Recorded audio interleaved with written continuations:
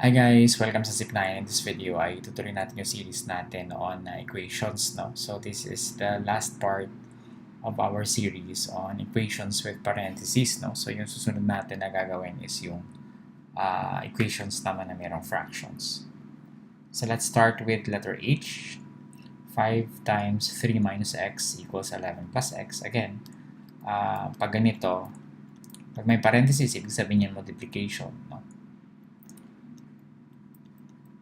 Pag may parenthesis na walang sign, walang operation in between, no?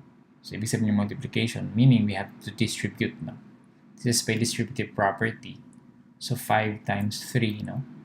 Minus 5 times x, no? Equals 11 plus x. 5 times 3 is 15. Minus 5 times x is just 5x equals 11 plus x. Kung gusto nyo, dito na lang yung x natin sa kaliwa. So, negative 5x. Pwede natin ilipat yung 15 doon sa kabila. So, negative... Kung gusto nyo, yung x muna lipat natin sa kaliwa. So, ibig sabihin natanggalin natin siya dito. So, 15 minus x or minus 5x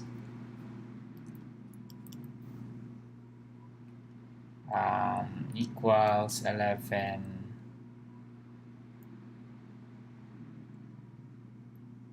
plus x, no? And then I subtract x from both sides.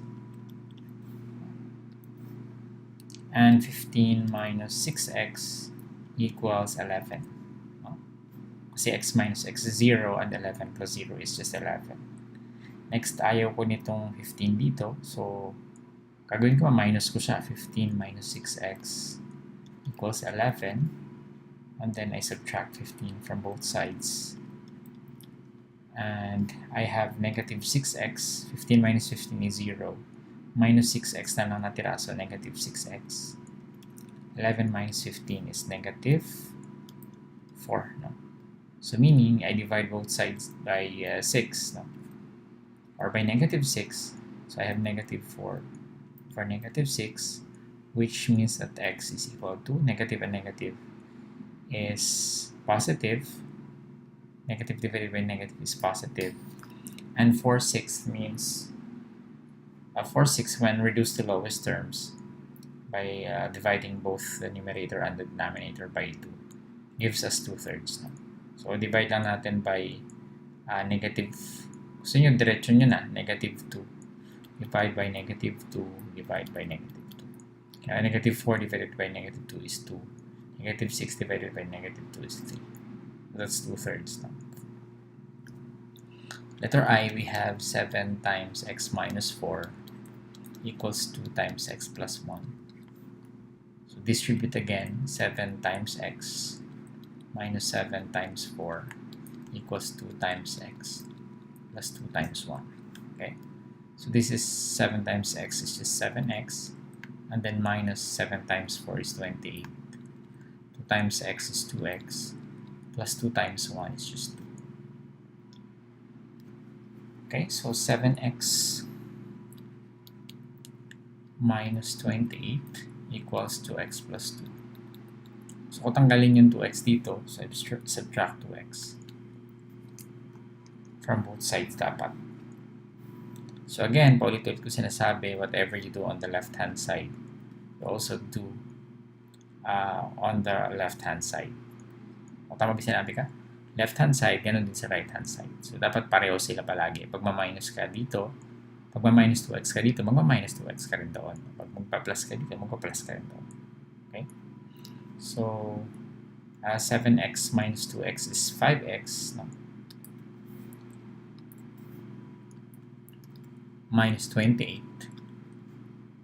equals, what is 2x minus 2x? That's 0, di ba? And then we have 2 here. And then ayaw ko ng minus 28 dito, di ba? Kasi gusto ko lang x lang yung nasa kaliwa. So, tatanggalin ko lahat ng numbers dito. No? So, 5x minus 28 equals 2. So, para matanggal itong minus 28, mag-a-add ako ng 28. So, plus 28. Plus 28. And, minus 28 plus 28 is 0. So, matitira dito 5x na lang. And 2 plus 28 is 30. And x equals 30 over 5. Divide both sides by 5. No? Hindi ko na nilagay dito. No? But, narin natin. So, 5x over 5 equals 30 over 5. 5 divided by 5 is 1. 1 times x is x. 30 divided by 5 is 6. Okay, so x is 6 is the answer. Ito 2/3, no? Yung sagot kanina. Now, last number, we have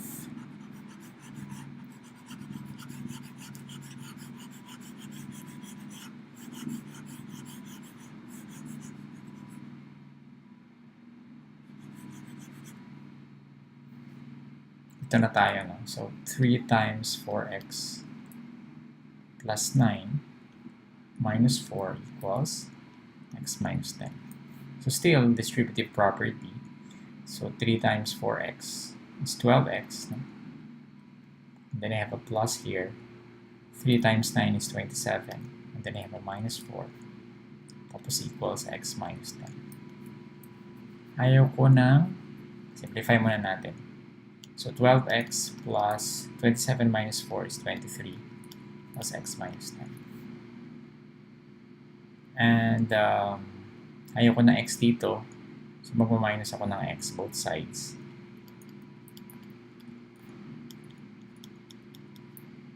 Ayaw ko na x dito, magmaminus ako ng x para maging 0. So, I also have to subtract x from the left-hand side of the equation. So, 12x minus x is 11x. So, this is x minus x is 0. Minus 10 na lang natira or negative 10. So, nakalimutan ko may 23 pa pala dito. So, 12x minus x is just 11x kasi may plus 23 pa ako. And 11x plus 23. Okay, naalala nyo sabi ko, ayaw natin ng number sa kaliwa. Gusto natin sa kanan lahat ng number. So, I get rid of 23, no? So, x plus 23 minus 23 equals 10 minus 23.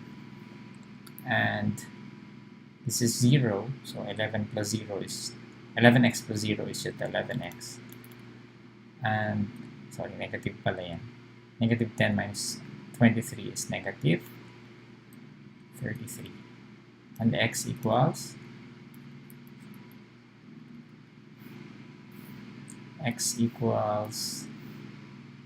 negative 33 over 11, which is equal to negative 3. Okay, so that's it. Dito nagtatapos yung series natin.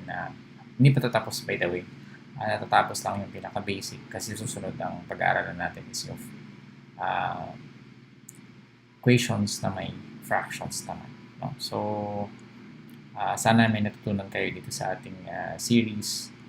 Gusto ko yung invite sa ating YouTube channel, youtube.com/user/ph, our Facebook page at facebook.com/ph, and our website, zipline.com. Maraming salamat. I'll see you in the next tutorial.